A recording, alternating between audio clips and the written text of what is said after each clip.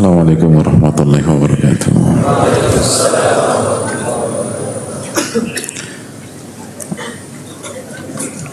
Bismillahirrahmanirrahim. Alhamdulillahirabbil alamin. Wa bihi nasta'in ala umuri dunya waddin, wassalatu wassalamu ala asyrafil anbiya wal mursalin wa ala alihi wa sahbihi wa man sara ala nahjihi bi ihsanin ila yaumil wa ba'd. Allahumma inna nas'aluka ilman nafi'a wa na'udzubika min ilmin la yanfa'. Hadirin yang Allah muliakan, alhamdulillah kita panjatkan puji dan syukur kita kepada Allah Tabaraka wa Ta'ala atas segala nikmat dan karunia yang Allah berikan dan Allah limpahkan kepada kita sehingga kita bisa bersua, sehingga kita bisa bersama pada sore hari ini dalam rangka menambah ilmu, menambah pengetahuan, menambah iman, membuat hati kita menjadi tenang, karena ilmu adalah adzikir. Dan Allah berfirman, ala bidzikrillahi tatma'innul qulub, ketahuilah dengan mengingat, ketahuilah dengan berzikir kepada Allah hati itu menjadi tenang. Maka disinilah tempatnya mencari ketenangan hati, disinilah tempatnya mencari ketenangan jiwa, dan disinilah tempatnya mencari kebahagiaan di dunia maupun di akhirat.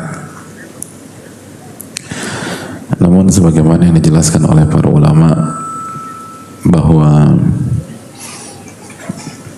orang yang masuk ke dalam dunia ilmu itu banyak, wasa'idu fihi qalil, namun yang bahagia itu sedikit. Hadirin, yang bahagia itu sedikit. Kenapa demikian? Karena ia tidak memenuhi hak ilmu sebagaimana hadirin sekalian punya hak. Dan kalau hak hadirin sekalian tidak dipenuhi, akan ada reaksi. Hadirin nggak terima kalau hak itu tidak dipenuhi, tidak diberikan. Kerja begitu gajian nggak dibayar gajinya, emangnya hadirin terima? Enggak. Lalu kalau kita sebagai makhluk yang lemah punya hak, mungkinkah firman Allah dan hadis Nabi SAW tidak punya hak?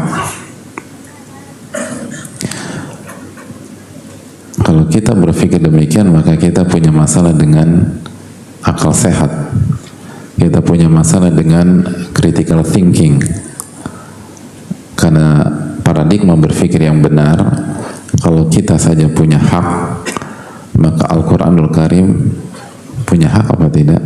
Punya hak. Sunnah Nabi SAW punya hak. Lalu ilmu punya hak, ulama punya hak. Dan kalau kita tidak penuhi hak ilmu, maka jangan salahkan siapapun kalau kita tidak akan pernah mendapatkan keberkahan ilmu walaupun maklumat kita banyak. Itulah yang dikatakan para ulama, man la yukrimil ilma la yukrimuhul ilmu. Barang siapa yang tidak memuliakan ilmu, maka Allah nggak akan muliakan dia dengan ilmunya, nggak akan. Barang siapa yang tidak memuliakan ilmu, maka Allah tidak akan memuliakan ilmunya. Dan itu kaidah para ulama kita. Ilmu itu punya hak yang harus kita tunaikan. Ilmu itu punya hak yang harus kita berikan. maka tunaikanlah hak ilmu tersebut.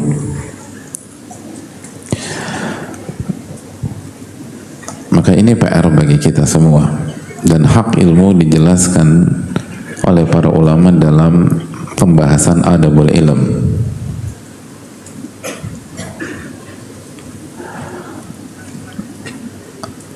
Dan salah satu buku yang mengkaji tentang adab-adab ilmu adalah Tadhkiratus Sami wal Mutakallim. Tadhkiratus Sami wal Mutakallim karya Al-Allamah Ibnu Jama'ah rahimahullahu ta'ala, dan berbagai macam buku-buku yang lain yang dikaji dan direkomendasikan oleh para ulama. Dan ini adalah syarat untuk mendapatkan hal tersebut.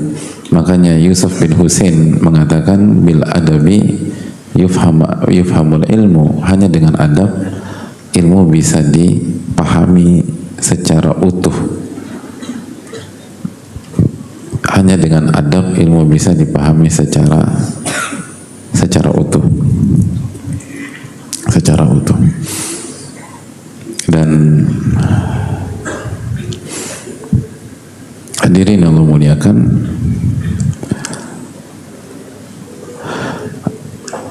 kalau enggak tidak akan berhasil kita memahami hakikat dari ilmu itu tersebut.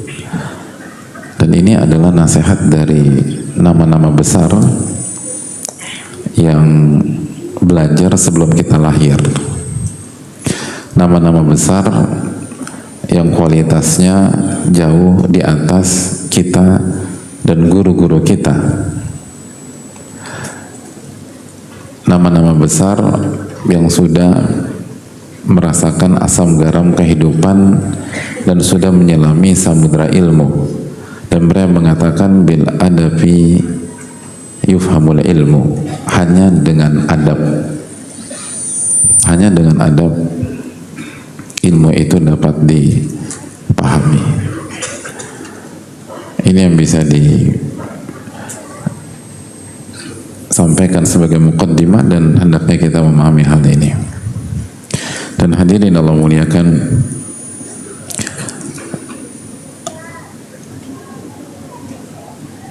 di antara beradab dengan ilmu adalah ketika kita berinteraksi dengan ilmu, dan berinteraksi dengan ilmu bukan hanya di majelis ilmu. Hadirin, berinteraksi dengan ilmu itu di majelis, di rumah, di kantor, bersama istri, bersama suami, bersama anak-anak. Karena kita dituntut untuk menyikapi mereka dengan apa? Hadirin, menyikapi istri itu dengan apa? Ilmu. Ibu-ibu menyikapi suami itu dengan apa? Dengan ilmu. Kita ditawarkan akad atau kerjasama, gimana kita nyikapin? Kan dengan ilmu, bukan dengan ambisi dunia. Dan kita nggak peduli itu halal atau itu haram, semua harus dengan ilmu. Berarti kita harus menunaikan hak ilmu dimanapun kita berada. Baru kita mendapatkan keberkahan dari ilmu tersebut, baru kita mengerti esensi, dan baru dampak positifnya itu terasa dalam kehidupan kita. Baru ilmu itu berkenan masuk sampai ke jiwa kita, sampai ke hati kita, dan tidak berhenti di tenggorokan atau di kepala kita saja, sebagaimana ilmunya orang Khawarij gitu. Wala yujawizu taraqiyahum, kata Nabi SAW. Ayat-ayat yang mereka baca itu tidak melewati kerongkongan mereka, nggak masuk ke hati.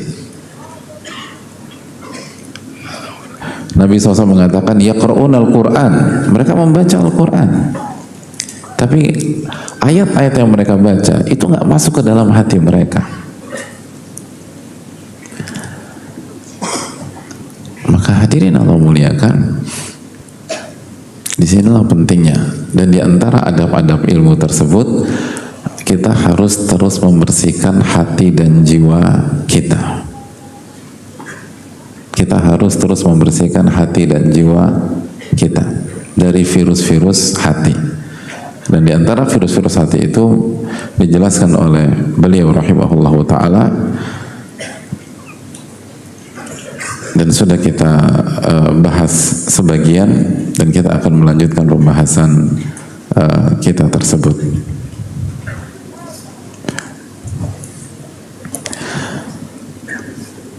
Mohon dibaca.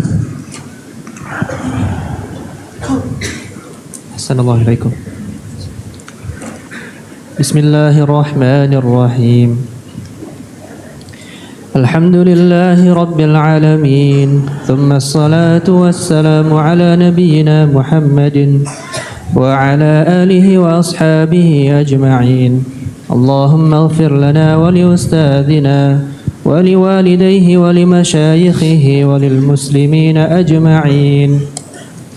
قال الإمام بدر الدين أبو عبد الله محمد بن إبراهيم بن جماعة الكناني الشافعي رحمه الله تعالى: التاسع أن يطهر بالأخلاق الردية ويعمره بالأخلاق الرضية، فمن الأخلاق الردية الغل والحسد والبغي والغضب لغير الله تعالى، والغش والكبر والرياء والعجب والسمعة والبخل والخبث والبطر والطمع والفخر والخيلاء والتنافس في الدنيا والمباهاة بها والمداهنة والتزين للناس وحب المدح بما لم يفعل والعمى عن عيوب النفس والاشتغال عنها بعيوب الخلق والحمية والعصبية لغير الله والرغبة والرهبة لغيره والغيبة والنميمة والبهتان والكذب والفحش في القول واحتقار الناس ولو كانوا دونه.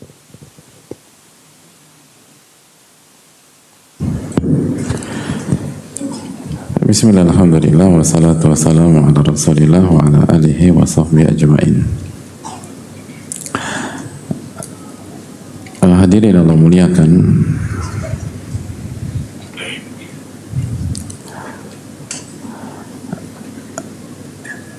virus-virus di halaman. Virus-virus hati tersebut adalah yang pertama al-ghil, dan itu sudah kita bahas, al-hasad, hasad, wal-baghi, kezaliman, wal-ghadabu li ghairillah, marah bukan karena Allah Subhanahu wa taala, dan marah karena emosi, karena hawa nafsu.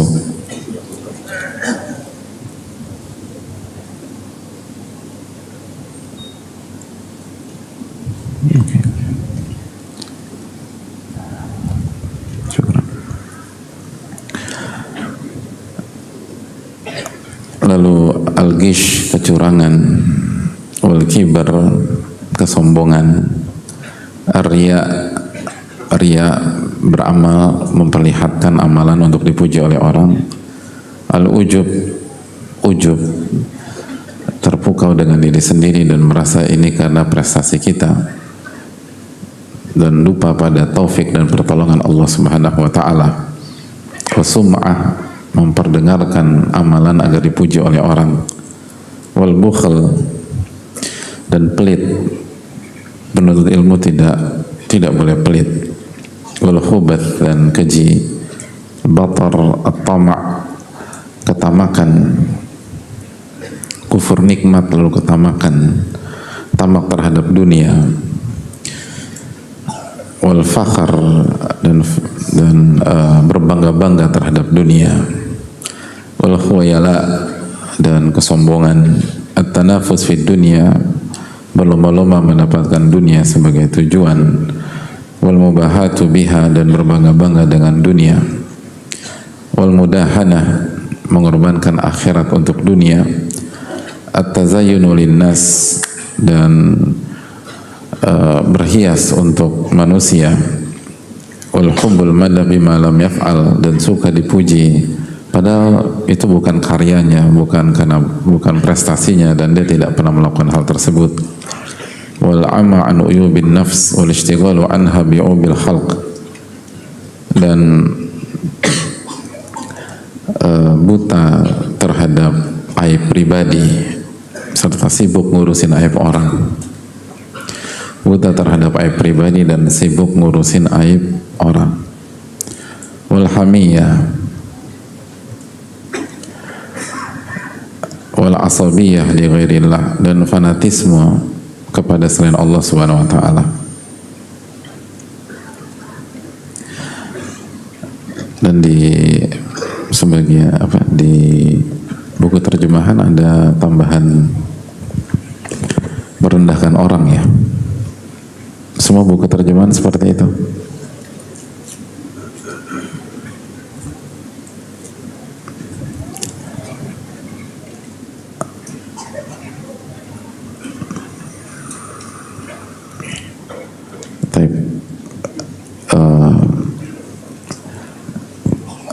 Itu sifat-sifat atau itu virus-virus hati, dan kita akan bahas kelanjutan dari poin-poin tersebut. Hadirin yang Allah muliakan, kemarin kita sudah bahas tentang bahaya sibuk dengan aib orang dan lupa dengan aib pribadi. Dan kita sudah jelaskan betapa bahayanya sifat tersebut dan membuat kita akan gagal mendapatkan ilmu yang bermanfaat. Dan sibuk dengan aib orang justru akan memperparah kondisi kita. Aib kita tidak akan terdiagnosa karena kita sibuk dengan aib orang, sehingga kita lupa muhasabah, kita lupa memperbaiki diri, dan otomatis aib kita akan terus bercokol dalam diri kita. Ditambah kita sudah jelaskan bahwa sunnatullah yang dijelaskan oleh para ulama, bahwa sibuk dengan aib orang akan membuat kita terjatuh ke aib tersebut di masa yang akan datang. Jadi sibuk terhadap aib orang itu rentan membuat kita terjatuh,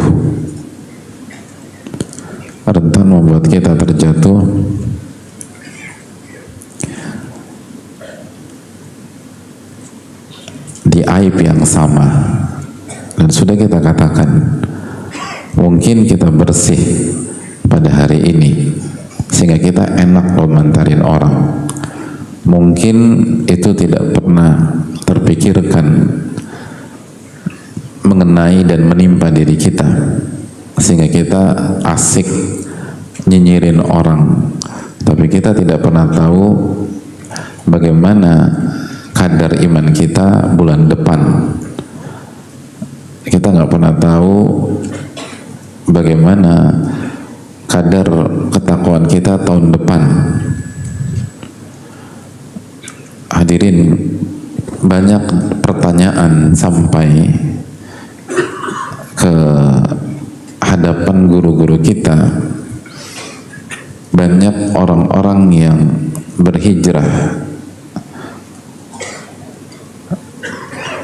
setelah beberapa tahun dari awal ia bertobat dan berhijrah, ia kehilangan air matanya ketika sholat, ia kehilangan air matanya ketika sujud, ia kehilangan rasa muraqabatullah ketika beribadah.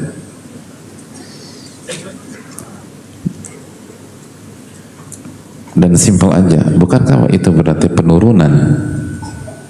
Kemana air mata yang dulu dengan mudah kita keluarkan? Kemana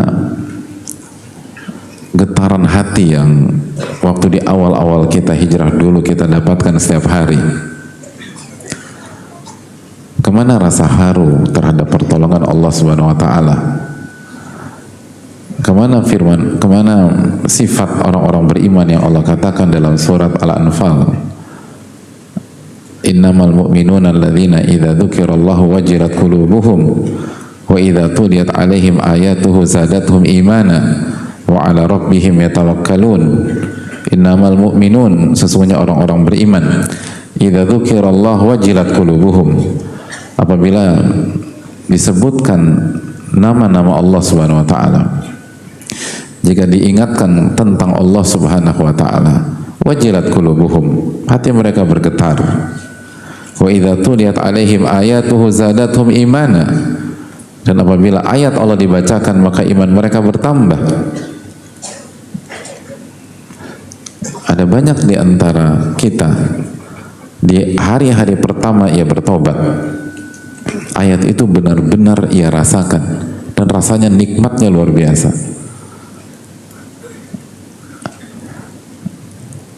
Ada orang haji lalu dia tobat nasuha pada saat wukuf di Arafah, itu dikit-dikit air mata berlinang, dikit-dikit air mata berlinang, dikit-dikit air mata berlinang. Ya doa bisa sambil nangis, tapi setelah beberapa tahun kemudian, atau nggak usah berapa tahun, berapa bulan semenjak hajinya, mana air mata itu hadirin? Mana getaran-getaran jiwa tersebut? Mana wajilat qulubuhum? Mana zadatuhum imana? Mana iman yang bertambah?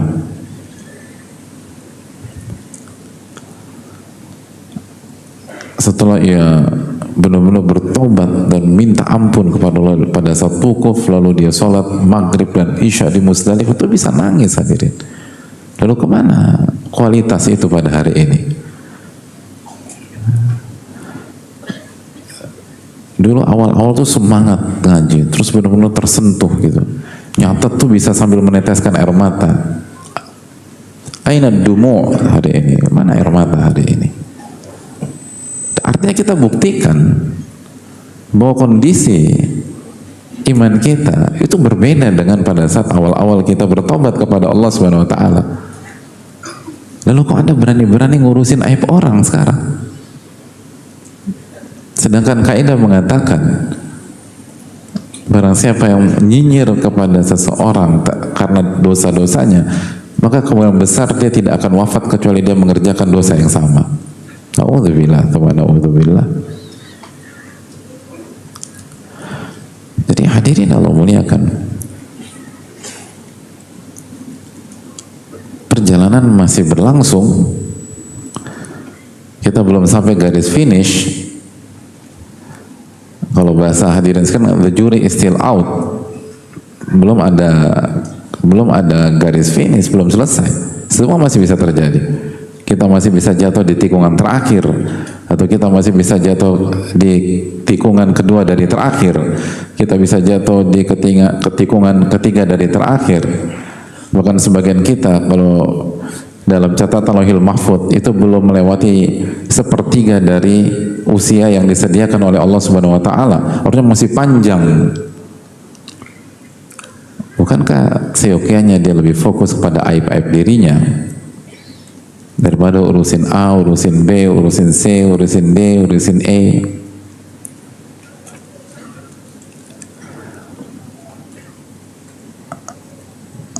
Jadi hadirin Allah muliakan,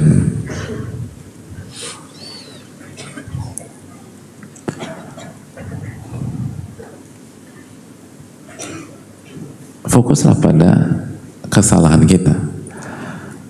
Makanya penuntut ilmu yang ilmunya bermanfaat, ia selalu fokus pada kesalahannya. Ia selalu menghabiskan waktu, setiap ada waktu muhasabatun nafas. Setiap ada waktu muhasabatun nafas.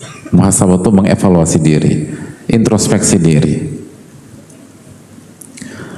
Bukan setiap ada waktu dengerin aib si A, lalu dengerin aib si B, lalu si D ngomong apa, lalu si C buat skandal apa. Bukan itu pokoknya.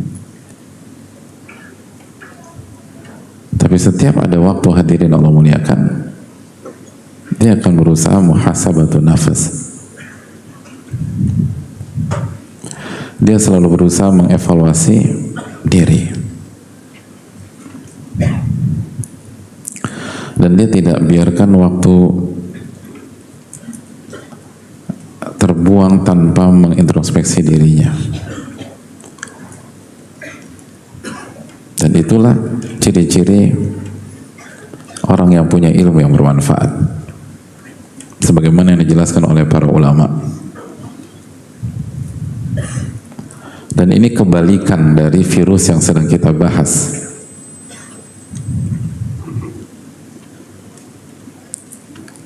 Ini kebalikan dari, jadi kalau orang yang ilmunya tidak bermanfaat, maka ia akan sibuk ngurusin aib orang. Maka sebaliknya, orang yang ilmunya bermanfaat, maka ia akan sibuk dan fokus memperbaiki aib-aib dirinya.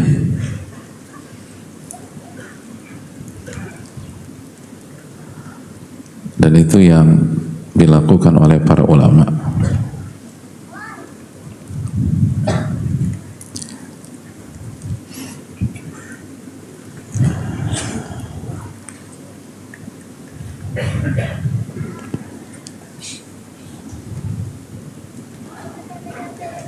Makanya Al-Hasan mengatakan, hadirin sekalian, innal abda la yazalu bi khairin makana lahu wa'idun min nafsihi.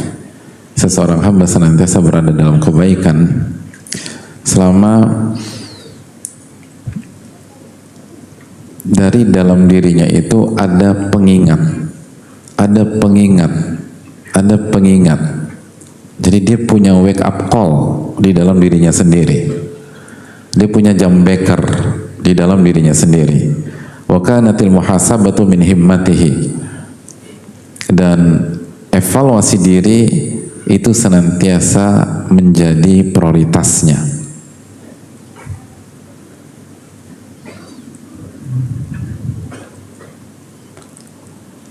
Jadi mengevaluasi diri dan ngecek aib-aib diri itu selalu jadi prioritas. Jadi kalau prioritas itu apa sih? Kalau dia punya waktu luang dan dia punya dua opsi, mau bicarakan aib orang atau evaluasi aib sendiri, dia akan bilang, mohon maaf, saya nggak punya waktu untuk bahas tersebut, dan saya mau evaluasi diri saya sendiri. Gitu. Itu poin. Itu orang yang punya ilmu bermanfaat.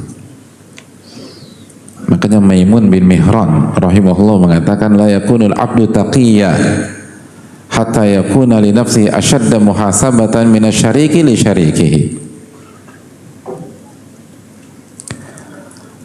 Seseorang tidak akan menjadi orang yang bertakwa sampai dia mengaudit dirinya lebih ketat daripada seseorang mengaudit partner kerjanya.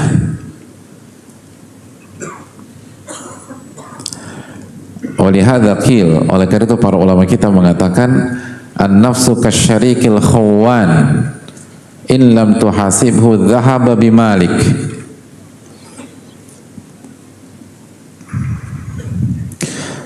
Nafsu itu seperti partner kerja yang track recordnya sering berkhianat. Kalau tidak dikontrol secara intens, dia akan bawa lari duit kita. Jadi nafsu dalam diri kita itu seperti partner kerja yang track recordnya pengkhianat.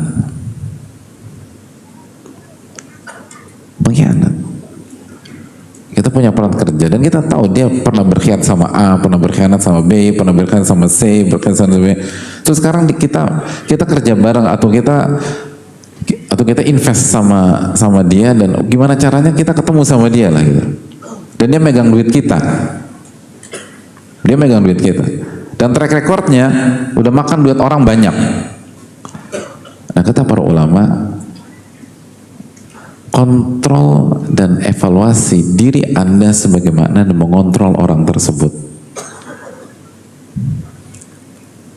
Itu poin. Coba tanya diri kita, terakhir kita mengevaluasi diri tahun berapa hadirin? Coba jujur.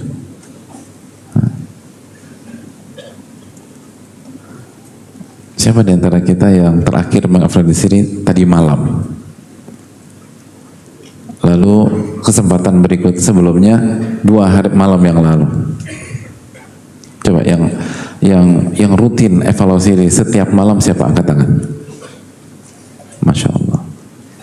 Ini yang Anda suka dari antum. Tawadu. Nggak mau ria, nggak mau memperlihatkan amalan. Masya Allah.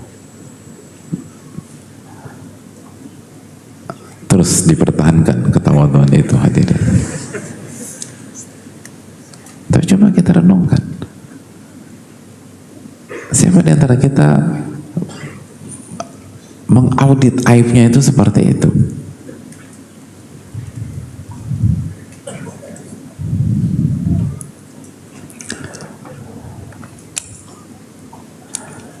Kata Maimun juga, at-taqiyyu asyaddu muhasabatan li nafsihi. Orang yang bertakwa itu sangat ketat mengevaluasi dirinya dan mencek aib-aib dirinya. Min sultanin 'ad wa min syarikin syahih.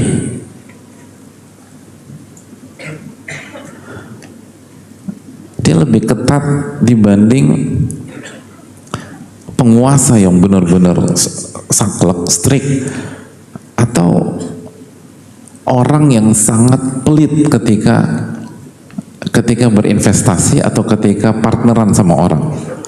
Nah, dia harus kayak begitu, harus lebih lagi. Gimana sih kalau kita partneran sama orang pelit gitu loh, semua dicek. Kita dinas terus ditanyain semuanya, ini uang buat apa segala macam gitu. Ini kurang 2000 tuh beli apa? Ya saya ke toilet mas gitu loh, bayar 2000, ya catat tuh toilet gitu. Semua dicek sama dia. Nah, orang tidak akan bertakwa sampai seketat itu kata para ulama. Artinya kalau kita menerapkan konsepnya para sahabat, para tabi'in, para tabi'ut tabi'in, para salafus soleh, kira-kira kita punya waktu nggak ngurusin aib orang? Itu poinnya. Nggak punya waktu kita. Oh, kita cek terus. Kita cek diri kita, kita cek diri kita, cek diri kita, kita cek diri kita.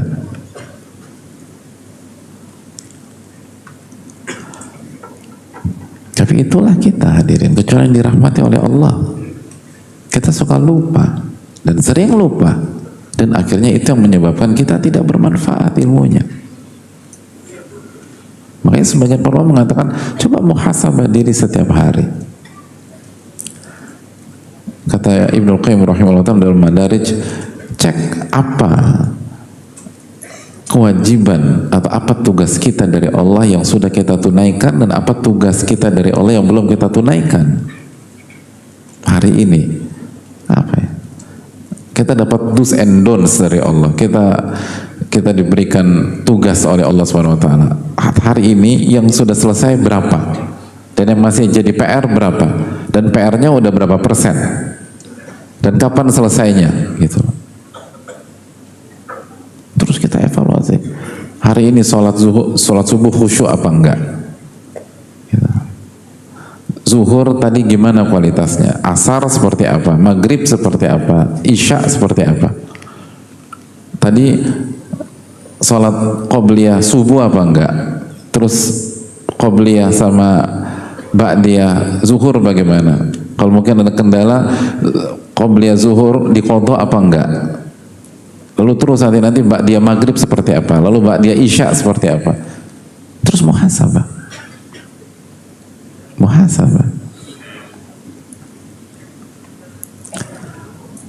Itu kalau kita ingin ilmu kita bermanfaat. Tapi kalau kita ingin kehadiran kita ke majelis ilmu hanya sebuah keseruan, mengisi waktu weekend atau mengisi waktu luang, lalu menjadi bagian dari sesuatu yang sedang viral, hijrah lagi viral, saya mau jadi bagian dari itu dan hanya itu saja, ya maka ya selewat aja. Dan nanti jangan salahkan siapapun kalau akhirnya kita jatuh pada virus yang dijelaskan Ibnu Jamal rahimahullah, sibuk ngurusin aib orang. Kenapa?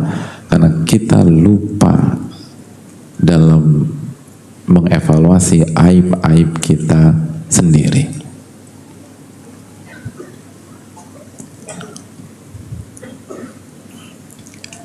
Itu poin.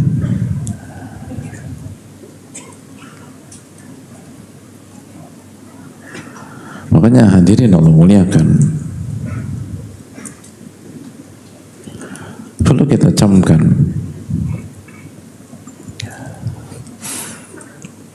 dan catat baik-baik ucapan Al-Hasan berikut ini, bahwa al-mu'min qawwamun ala nafsihi. Mu'min itu pemimpin nafsu dan jiwanya sendiri. Kita yang mimpin nafsu kita, bukan kita yang dipimpin nafsu kita. Kita yang mimpin nafsu kita, harus tunduk sama kita. Itu mukmin, dan itu harus kita perjuangkan berat-berat. Dan yang berbicara tidak lebih baik daripada yang mendengarkan. Tapi ini konsep para ulama. Kalau kita ingin menjadi mukmin yang sejati, baik yang berbicara maupun yang mendengarkan, al-mu'min qawwamun ala nafsihi. Mukmin itu pemimpin bagi nafsunya. Dia ngatur nafsunya, bukan nafsunya mengendalikan dia.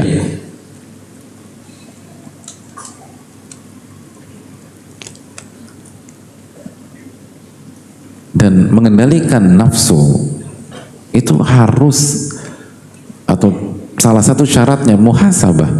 Makanya Al-Hasan melanjutkan, yuhasibu nafsahu lillah. Ia senantiasa mengevaluasi nafsunya, ia senantiasa mengevaluasi dirinya. Gimana hari ini, perform apa enggak? Tadi ketika kejadian khusyuk apa enggak? Tadi di kajian ngobrol apa enggak? Waktu di kajian tadi nyatet apa enggak? Apa yang saya bawa pulang?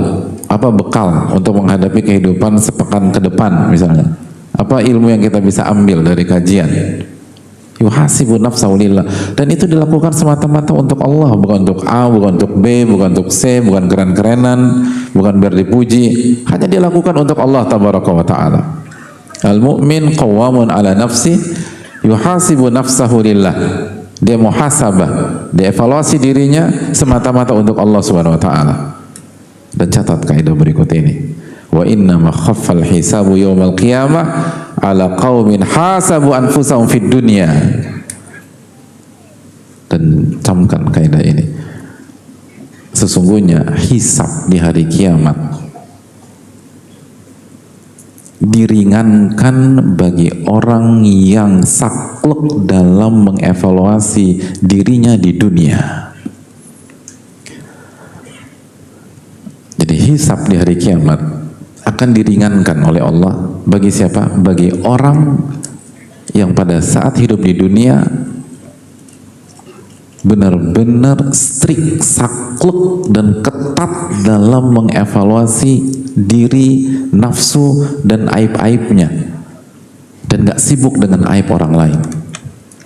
Wa inna masyaqqal hisabu yawmal qiyamah ala qaumin akhadhu hadzal amra min ghairi muhasabah. Dan sebaliknya, hisab di hari kiamat akan dipersulit oleh Allah, akan dibuat berat, dipretelin hadirin. Kalau bahasa kita, ditelanjangi bagi orang-orang yang hidup di dunia tanpa muhasabah, tanpa mengevaluasi diri. Dan lebih celakanya lagi, dia sibuk ngurus aib-aib orang.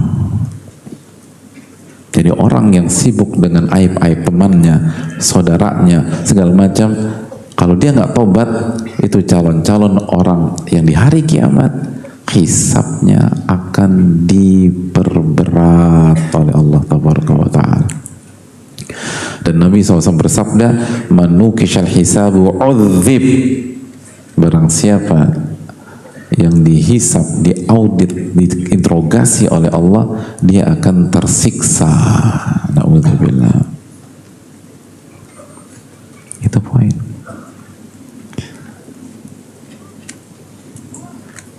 Jadi pikirkan diri kita. Hisab di hari tahu hisab kan di hari kiamat, dihisab, dihitung.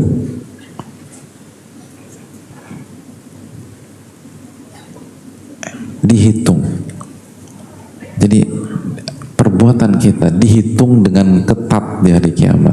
Selesai hadirin. Siapa yang bisa selamat kalau digituin? Siapa yang bisa mempertanggungjawabkan pekan ini dengan baik di hadapan Allah Subhanahu wa taala?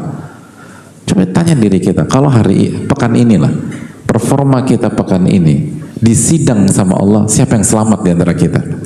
Ini kita loh, yang masih jalan ke masjid, yang masih duduk di kajian, yang masih mau mendengarkan. Kalau Allah Subhanahu wa taala minta pertanggungjawaban kita, performa kita satu pekan ini, siapa yang optimis bisa selamat?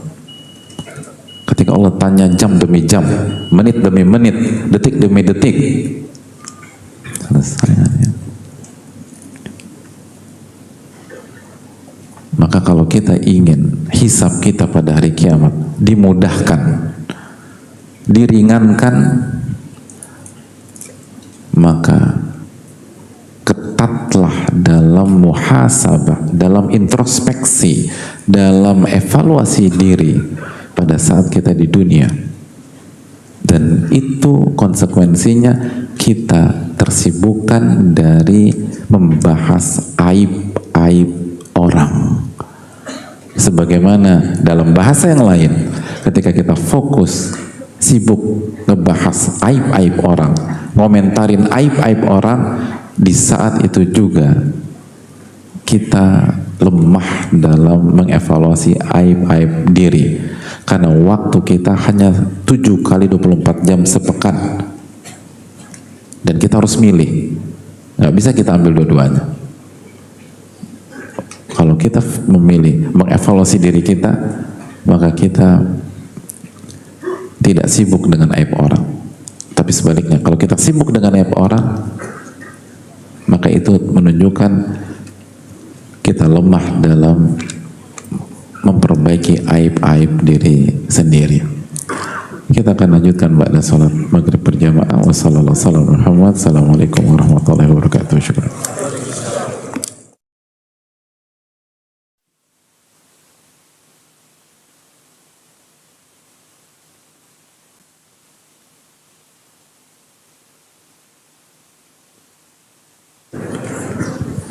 Assalamualaikum warahmatullahi wabarakatuh.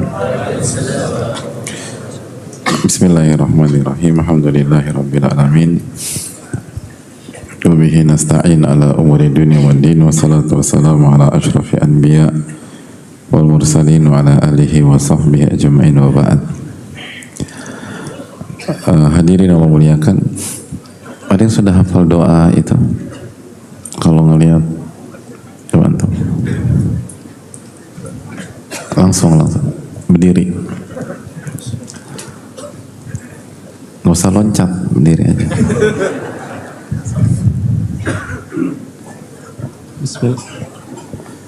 Bismillah. Semuanya.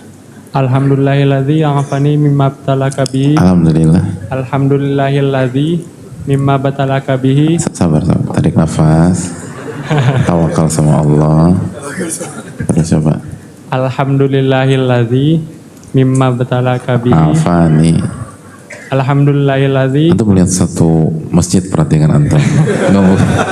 Terus. Apa das? Tambah hilang ya? Tambah hilang. Alhamdulillahilladzi afani mimma btalaka bihi wa faddalani ala katsirin mimman khalaqa tafdila. Artinya apa? Segala puji bagi Allah yang telah menyelamatkan segala puji. Segala puji. Ada bocoran di telinga? Nggak ada? Lupa Ustaz. Hah? Segala puji bagi Allah. Nggak boleh duduk loh kalau Pak. Peraturan SMA kita berlakukan. Segala puji bagi Allah yang telah menyelamatkan aku dari musibah yang menimpamu dan benar-benar memuliakanku dari makhluk lainnya. Jazakallah khairan. Ada lagi? Fadhal. Oh, iya.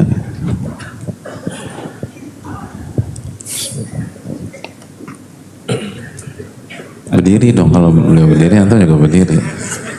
Nanti kita nggak adil.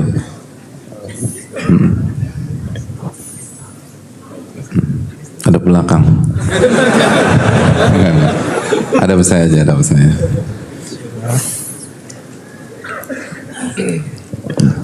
Alhamdulillahilladzi afani. Segala puji bagi Allah yang telah menyelamatkanku. Mimma batalaka bihi, dari musibah yang menimpamu. Wa faddalani ala kathirin mimman khalaqa bihi tafdila. Mimman khalaqa bihi tafdila, dan benar-benar memuliakanku dari makhluk lainnya. Jazakallah khair Ustaz. Artinya apa? Pelan-pelan dong.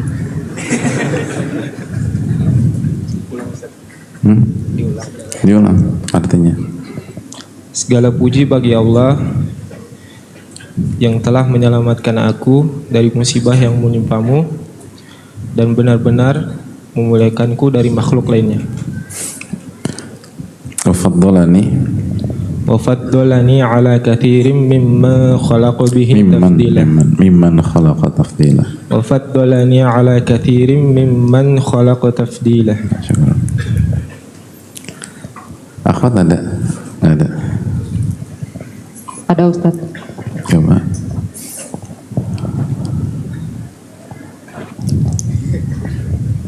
Bismillah. Assalamualaikum warahmatullahi wabarakatuh ya Ustaz. Waalaikumsalam. Ahsanallahu ilaikum.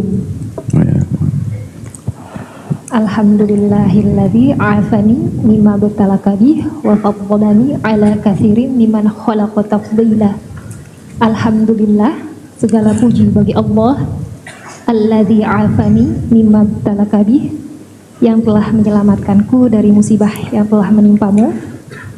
Wa faddalani ala katsirin mimman khalaqa tafdila, dan Allah benar-benar memuliakanku di antara makhluk lainnya. Rawahul Tirmizi. Jazakallahu khairan. Wa jazana. Ya, makasih. Akhwat tak satu lagi ada? Bismillah. Assalamualaikum warahmatullahi wabarakatuh. Waalaikumsalam. Jadi afani, segala puji bagi Allah yang telah memuliakanku, mimabtalah bihi, dari segala musibah yang telah menimpamu, dari segala musibah yang telah menimpanya. Wa faddalani, dan telah memuliakanku, miman ala katsirin mimman khalaqa tafdila, dari banyak makhluk ciptaannya. Ya, jazakallahu khairan. Makasih banyak. Jazakallahu khairan. Ya, Pak. Baik hadirin Allah muliakan.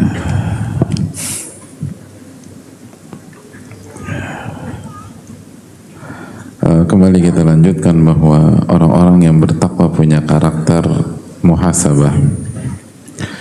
Dan sekali lagi muhasabatun nafas, atau semakin kita ketat semakin kita ketat dan saklek, strict dalam menyikapi nafsu kita dan mengaudit diri kita, maka semakin mudah hisab kita pada hari kiamat kelak, dan semakin lalai kita dalam muhasabah, dalam introspeksi diri, apalagi konsentrasi kita teralih ke aib-aib orang, maka semakin berat hisab kita pada hari kiamat kelak. Itu kaidah yang nggak boleh kita lupakan dan harus kita tanamkan dalam diri kita dan menjadi oleh-oleh berharga pada pertemuan kita pada malam hari ini. Dan dengan itulah kita akan mendapatkan ilmu nafi. Dengan itulah kita akan mendapatkan ilmu yang bermanfaat. Dan tanpa sadar, kalau itu menjadi rutinitas kita, kita akan mengupgrade diri kita dan kita akan menjadi lebih baik, lebih baik, lebih baik, lebih baik, dan terus lebih baik.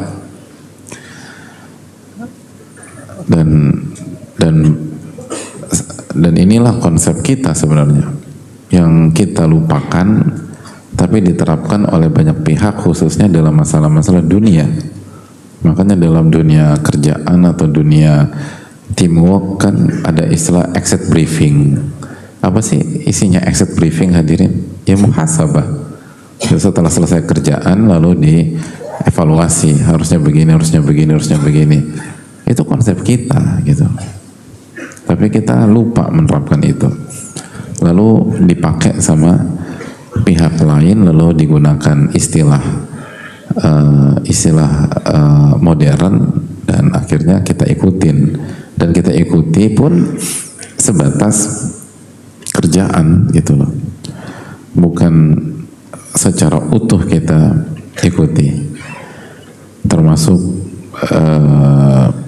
yang paling penting itu masalah diri kita, jiwa kita, dan hawa nafsu kita. Dan hadirin Allah muliakan,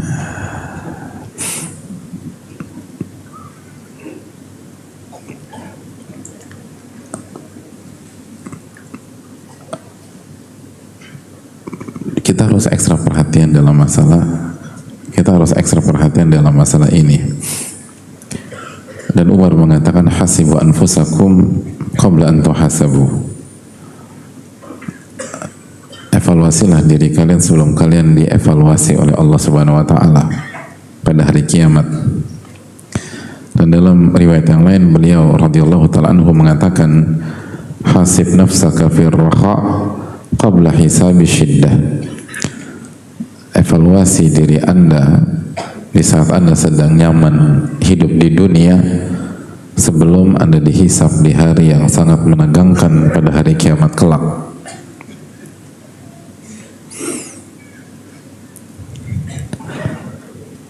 Fa inna man hasaba nafsahu fi raha qabla hisabi syiddah ada amruhu ila ridha wal ghibtah.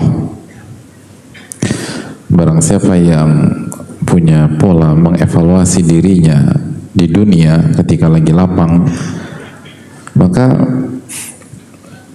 kondisinya akan mendapatkan keridhaan. Jadi dia akan mendapatkan ridho Allah, lalu kondisinya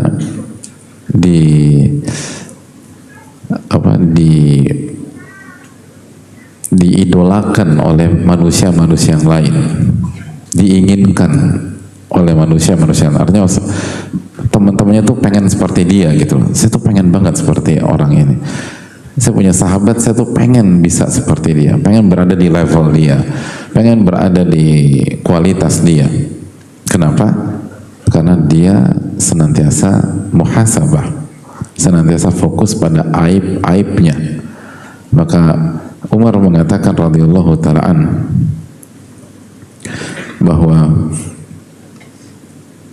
barang siapa yang senantiasa muhasabah, dia akan mendapatkan ridho Allah dan dia akan mendapatkan respect dari manusia. Itu otomatis. Jadi Umar yang mengatakan bahwa kalau Anda ingin mendapatkan penerimaan di tengah-tengah manusia, nggak usah ribet-ribet gitu, nggak usah ria, nggak usah sum'ah, nggak usah pamer, nggak usah pansos, nggak usah segala macam. Cukup Anda rutin muhasabah diri Anda dan fokus pada aib-aib Anda. Evaluasi, perbaiki, evaluasi, perbaiki, evaluasi, perbaiki, evaluasi, perbaiki, dan lakukan itu sebagai rutinitas. Maka Anda akan mendapatkan ridho Allah, lalu Anda akan mendapatkan penerimaan dari manusia, dan manusia ingin seperti Anda. Ngiri, quote and quote, ngiri positif ya, ghibthah kan ngiri positif. Ngiri ingin punya level seperti level Anda. Itu fine. Ini full package, paket komplit, dapat ridho Allah, lalu dapat ini manusia. Asal fokus gitu aja. Setiap hari fokus kepada aib, lalu perbaiki, evaluasi, perbaiki, evaluasi, perbaiki. Diagnosa apa aib kita, obati. Diagnosa apa aib kita, perbaiki. diagnosa apa aib kita, obati. Otomatis kita akan naik level. Kita akan improve terus. Kita tatwirun nafs gitu. Kita akan mengembangkan diri kita. Ya, tanpa ada ambisi ingin dipuji orang, tanpa ada ambisi ingin disanjung orang, tanpa ada ambisi ingin mendapatkan applause orang, dan itu Anda akan dapatkan sendiri tanpa kita inginkan. Dan ketika kita dapat pujian orang, kita pun nggak tertarik dengan pujian itu. Kenapa? Karena fokus kita adalah mencari ridha Allah tabaraka wa ta'ala. Sebagaimana Imam Syafi'i rahimahullah mengatakan bahwa saya berharap orang mengambil ilmu saya dan tidak perlu menyebut-nyebut nama saya dan berafiliasi pada saya. Tapi kenyataannya bagaimana? Manusia dengan bangganya berafiliasi kepada beliau rahimahullah ta'ala. Itu nama-nama besar dalam dunia ilmu. Mereka nggak tertarik mencari kedudukan di tengah-tengah manusia, tapi dengan pola mereka sendiri atau dengan pola yang mereka terapkan itu sendiri, mereka dapatkan itu semua. Kenapa demikian? Karena pola yang Allah turunkan dan pola yang Nabi SAW ajarkan itu pola para juara, hadirin. Itu clear sudah. Itu pola para juara. Yang setiap orang semakin konsisten kita menerapkan pola itu, Anda akan berhasil. Bismillah, Anda akan berhasil. Jadi Anda nggak perlu ribet-ribet cari gimmick atau cari drama, dan straightforward aja, fokus pada polanya Allah, polanya Rasulullah SAW. Anda akan berhasil.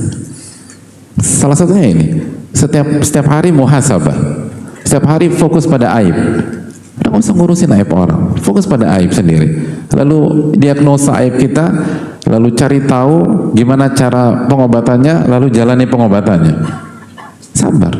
1 tahun, 2 tahun, 3 tahun. Kalau kita istiqomah dengan pola ini, itu dampaknya besar. Gitu. Kita mengalami kemajuan. Kita mengalami kemajuan yang sangat signifikan. Bukan 1-2 step, tapi bertingkat-tingkat. Kenapa? Karena pola yang diajarkan Rasulullah SAW lalu disuarakan para ulama itu pola para juara, hadirin. Pola para juara, bukan pola pola simple-simple, enggak. Makanya kan Allah katakan apa dalam surat Al-Isra ayat 9, inna hadzal Qur'an yahdi lillati hiya aqwam. Inna hadzal Qur'an, sesungguhnya Al-Qur'an ini itu mengarahkan, memberikan petunjuk, memberikan guidance kepada jalan yang terbaik, terlurus, terperfect, aqwam, yang paling sempurna. Jadi kalau Anda ikuti apa yang Allah firmankan dalam Al-Quran, Anda bukan hanya jadi orang baik, Anda jadi orang terbaik. Ini pola para juara. Para juara. Simpel aja ya. Coba lihat advice atau suggestion dari orang-orang hebat dunia gitu. Semua mereka akan mengatakan salah satu tips sukses bangun di pagi hari. Dan antum kejar lagi. Apa yang dimaksud mereka bangun di pagi hari? Gitu. Mereka bilang bangun itu jam berapa sih? Kira-kira pernah dengar nggak advice seperti itu? Bangun pagi, bangun pagi, bangun pagi. Mereka bilang bangun pagi jam berapa? Ada yang bilang jam 6:30. Ada yang bilang jam 6. Bagi kita umat Nabi SAW, bangun 6:30 kesiangan. Bangun pagi itu jam 3, 2:30, lalu Anda qiyamul lail. Atau 3:30. Itu bangun pagi. Ajaran Nabi SAW. Jadi bayangkan, ada banyak orang sukses di dunia ini itu menerapkan bangun pagi dengan standar yang bagi kita kesiangan. Bayangin. Tapi kenapa aku nggak sukses-sukses Pak Ustadz? Ya pertanyaannya setelah bangun pagi ngapain? Pegang gadget tuh. Habis bangun pagi, Anda mandi, Anda wudhu, Anda sujud sama Rabb Anda, minta ampun, lalu kerjakan hal yang bermanfaat. Waktu sahur istighfar, doa sama Allah. Terus habis subuh aktivitas, baca zikir pagi, terus gunakan hal-hal yang baik-baik. Mereka baru bangun 6:30, kita udah keringetan 6:30. Seharusnya demikian. Dan bukan hanya keringetan aja, sudah full package. Kita udah qiyamul lail, kita sudah sholat witir, kita sudah istighfar di waktu sahur, kita sudah sholat qobliyah subuh, kita sholat subuh berjamaah, kita sudah zikir pagi, kita sudah ikut kajian sebagai suplemen. Baru begitu mereka bangun, kita udah workout, udah segala macam. Itu baru poin ini, belum yang lain. Salah satunya muhasabah. Jadi itu, inna hadzal Qur'an yahdi lillati hiya aqwam. Al-Qur'an ini, sesungguhnya Al-Qur'an ini itu mengarahkan Anda ke jalan terbaik, bukan jalan baik, terbaik, aqwam. Konsep kita, konsep para juara, hadirin. Para juara. Para juara. Kita lihat nasihat para juara di bidang masing-masing, itu Nabi kita SAW udah bicara itu 15 abad yang lalu. 15 abad yang lalu. Tapi kita nggak kembali kepada Al-Quran kita, kecuali yang dirahmati oleh Allah. Kita nggak duduk bersibuk di konsepnya para ulama. Akhirnya itu tadi, kita nggak mendapatkan apapun. Dan pihak lain yang menggunakan konsep kita berhasil. Pihak lain yang menggunakan konsep kita sukses. Oleh karena itu hadirin yang Allah muliakan, terapkan ini. Fokus pada aib sendiri dan jangan fokus kepada aib orang. Nggak ada. Coba cari, termasuk yang ahli dunia ya gitu. Termasuk yang ahli dunia yang nggak sholat, yang nggak beriman, tanya sama mereka,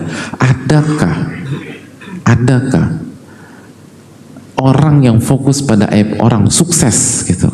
Dan apakah mereka setuju dengan konsep itu? Nggak ada yang setuju hadirin. Ya. Nggak ada yang setuju. Mau pakai teori apapun itu bukan konsep yang benar gitu aja. Nah, kok kita masih ke arah sana?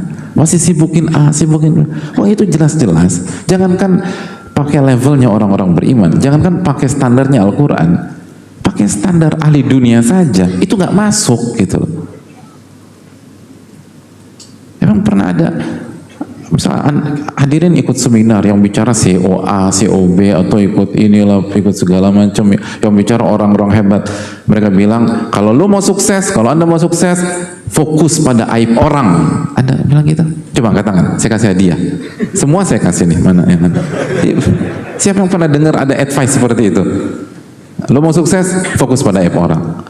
Bicarain, bahas sama bini lo, sama anak-anak lo, ketawain, nyinyirin, gitu loh. Mana ada dia? Gitu. Lalu kenapa kita fokus ke sana? Padahal orang-orang yang nggak pernah ngaji, yang nggak ini, yang nggak bawa-bawa agama aja ngerti itu. Gak mungkin bisa dengan cara demikian. Tapi coba kita bicara konsep para ulama di hadapan mungkin teman kita, gitu. Teman kita misalnya nggak percaya Tuhan atau agnostik atau segala macam, bicara.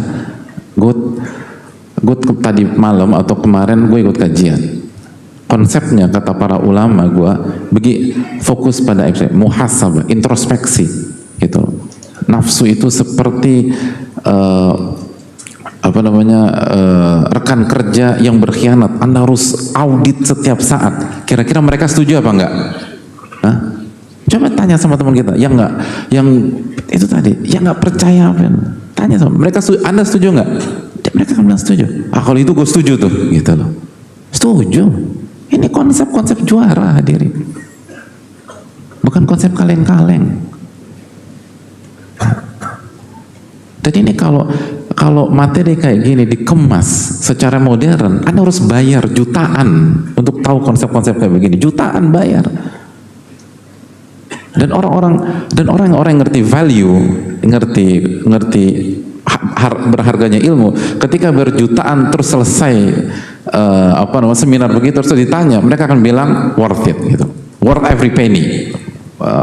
Gue nggak rugi keluarin harga segitu karena gue dapat konsep yang bisa bikin gue juara. Sedangkan di kultur kita ini disampaikan di masjid-masjid gitu loh. Ya. Bahkan semua bisa dengar.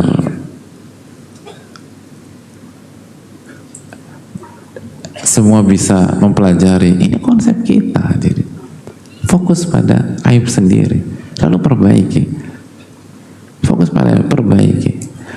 Jadi, dan ketika kita lihat bahwa kita punya aib, itu bukan putus asa, bukan merasa besok kiamat, padahal hari ini hari Selasa. Kiamat tuh hari Jumat, hadirin. Jadi kalau kiamat besok nih, besok Rabu bro, bilang begitu. Kiamat tuh hari Jumat, nggak mungkin besok. Artinya, ya lo bangkit dong. Jangan terpuruk. Aib itu untuk diistighfarin, ditobatin, lalu diperbaiki, dan terus lakukan pola itu. Dan Anda akan berhasil dengan taufik Allah Subhanahu Wa Taala. Dan itu nasihat dari para ulama kita. Tinggal kita mau ambil apa tidak, dan kita harus yakin gitu, bahwa yang Allah turunkan kepada kita adalah konsep juara. Tauhid itu kalau kita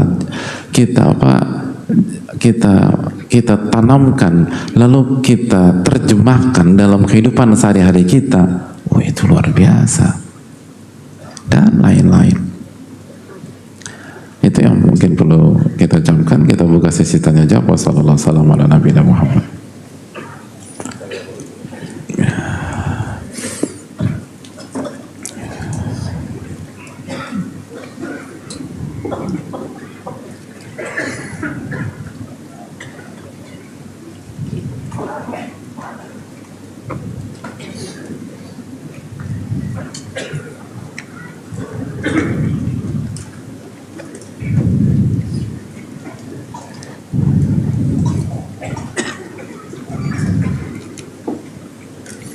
Assalamualaikum warahmatullahi wabarakatuh. Waalaikumsalam warahmatullahi wabarakatuh. Assalamualaikum wa iyyakum. Semoga Allah merahmati Ustadz, keluarga dan tim. Semoga Allah merahmati Imam Nur Jamaah. Semoga Allah merahmati jamaah dan kaum muslimin semua. Amin ya rabbal alamin. Begitu juga dengan yang bertanya. Semoga Allah mudahkan Ustadz bisa menjawab pertanyaan saya. Semoga Allah kasih taufik. Ustadz, istri saya sering stalking handphone saya tak kala saya sedang tidur. Apakah perbuatan istri saya ini merupakan sibuk mengevaluasi orang lain? Barakallahu fikum wa jazakallahu khairan. Ya, hadirin Allah muliakan.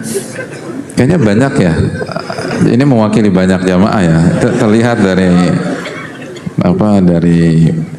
dari ketawa yang penuh harapan agar pertanyaan ini dijawab. Jadi itu bukan pertanyaan, itu bukan ketawa ngejek, bukan. Itu ketawa harapan. Ya Allah, gitu. Akhirnya ada yang mewakilkan saya bertanya. Nah, gitu. Dan semoga yang di belakang dengar. Iya. Hadirin Allah muliakan, ulama yang memberikan fatwa dalam masalah ini yang saya baca dan seterusnya itu melarang, nggak boleh. Sebagaimana suami juga nggak bisa buka-buka handphone istri tanpa izin. Gitu. Jadi tenang ibu-ibu, kita bela juga ibu-ibu. Suami, dijelaskan para ulama, kenapa demikian? Karena di handphone istri Anda itu, kata sebagian para ulama ya, bisa jadi ada foto teman-temannya, gitu loh. Ya di grup ibu-ibu kan macam-macam gitu, ada inilah, ada yang habis masak rendang lalu selfie lah, harus beginilah gitu. Nah itu kan, itu tidak jangan dilihat oleh suaminya, gitu loh. Jadi fair gitu, itu privacy, jangan lihat. Jadi suami aja perlu minta izin kepada istrinya, apalagi istri ke suami. Suami itu pemimpin, ar-rijalu qawwamuna 'alan nisa. Laki-laki itu pemimpin bagi wanita atau istri, pemimpin. Saya ingin tanya, Yang melakukan sidak itu pemimpin kepada yang dipimpin atau yang dipimpin kepada pemimpin, gitu. Hah? Misalnya hadirin sekalian pemimpin di perusahaan, tiba-tiba staf-staf itu sidak kantor ruangan kita. Mohon maaf Pak, bisa lihat handphonenya, saya mau ngecek. Kira-kira tuh staf-staf apa nasibnya habis itu hadirin? Pemimpin nggak bisa digitukan. Gimana pemimpin digitukan? Pemimpin itu yang ngontrol, bukan sebaliknya. Itu bukan cara yang efektif. Makanya kan nggak pernah efektif. Ya, karena itu cara nggak diberkahi oleh Allah, nggak efektif. Dan akhirnya membuat masalah yang harusnya tidak perlu. Tapi kalau misalnya ada quote and quote ada konspirasi gimana? Itu kan yang dikhawatirkan ibu-ibu kan? Kan ibu-ibu tujuan stalking apa sih? Ingin ngecek WA suami dengan anak-anaknya? Kan bukan ke arah sana biasanya. Kalau misalnya ada sesuatu gini loh hadirin sekalian. Kenapa kita nggak mengedepankan iman kita? Kenapa kita selalu berpikir masalah teknis terus? Jadi solusi masalah kita masalah teknis, solusi masalah kita masalah teknis. Dan masalah teknis kita belum tentu benar. Kenapa kita nggak menggunakan tauhid kita untuk menyelesaikan masalah kita?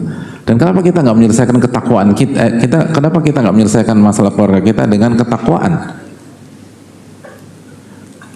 Nabi SAW bersabda, ihfadillaha yahfadka, jagalah hak Allah, niscaya Allah akan jaga Anda. Dan keterangan para ulama dalam hadis ini menjaga Anda dan keluarga Anda. Gitu. Coba jaga hak Allah, niscaya Allah akan jaga kita dan suami kita. Biiznillah. Dan hadirin, kita berinteraksi dengan ahkamul hakimin, Rabb yang maha bijak. Gitu. Kalau kita baik dan suami kita mengkhianati dan seterusnya, masa Allah biarkan begitu aja? Kalau Allah biarkan begitu saja, zalim dong. Oleh karena itu hadirin sekalian, Allah nggak zalim. Fokus pada hak Allah dan fokus pada batasan-batasan Allah Subhanahu wa Ta'ala. Nanti Allah akan atur. Dengan izin Allah akan atur. Tapi pertanyaannya, yakin nggak dengan itu? Percaya nggak dengan itu? Jangan. Ada banyak masalah yang timbul gara-gara cara-cara seperti ini. Dan sebagian yang ketahuan juga nggak menyelesaikan, banyak tuh nggak menyelesaikan masalah. Gini loh hadirin, kenapa sesuatu diharamkan? Ulama menjelaskan bahwa sesuatu itu diharamkan kan bukan karena tidak ada manfaatnya, tapi seringkali karena mudaratnya lebih besar daripada manfaatnya. Ada manfaatnya, tapi mudaratnya jauh lebih besar.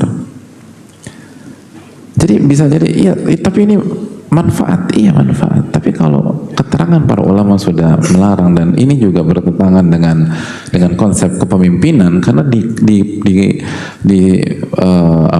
konsep kepemimpinan yang ada sebaliknya. Maka kita harus yakin bahwa konsep ini kalaupun ada manfaatnya, mudaratnya jauh lebih besar. Dan itu yang terjadi di banyak kasus. Makanya sekali lagi Allah berfirman dalam surat Al-Baqarah 219, yas'alunaka 'anil khamri wal maisir qul fihima ithmun kabirun wa manafi'u lin-nas wa ithmuhuma akbaru min naf'ihima. Mereka bertanya tentang khamr, tentang judi. Katakan, fihima ithmun kabir. Di dalam khamr dan judi ada dosa yang besar dan banyak, atau dosa besar dan banyak masalah, atau banyak mafsadat gitu, banyak mafsadat. Karena sekali lagi ayat ini turun sebelum pengharaman khamr secara mutlak, jadi ada banyak mafsadat besar. Wa manafi'u linnas. Tapi di sisi lain, on the other hand, di waktu yang sama itu ada banyak manfaat dalam khamr dan judi. Benar nggak? Judi itu ada manfaatnya, hadirin? Hah? Takut jadi tersangka ya? masa lalu terungkap. Adalah apa khamar dan judi manfaatnya?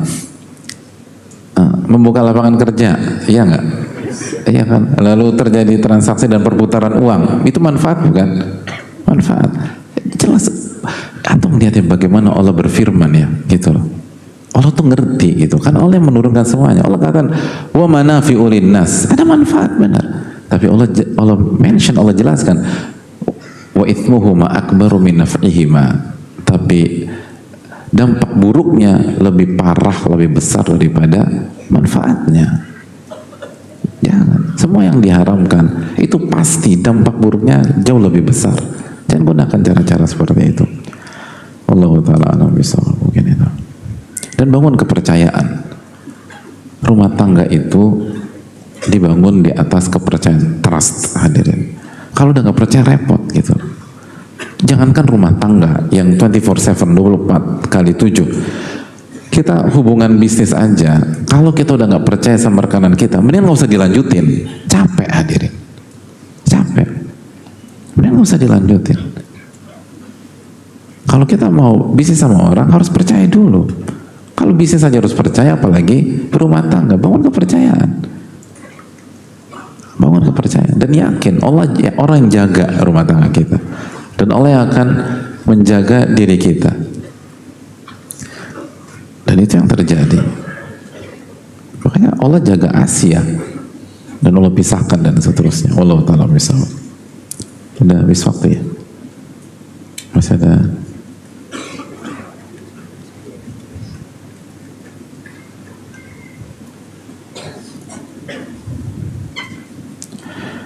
Karena sudah habis waktu dan sudah masuk waktu Isya, insyaallah semoga Allah memberikan taufik kepada kita, dan sekali lagi perbanyak muhasabah hadirin dan evaluasi diri-diri kita masing-masing, apa yang sudah kita ketahui dan apa yang sudah kita amalkan, lalu perbanyak istighfar, banyak taubat kepada Allah Subhanahu wa taala, dan semoga Allah Subhanahu wa taala memberikan taufiknya kepada kita untuk selalu memperbaiki diri.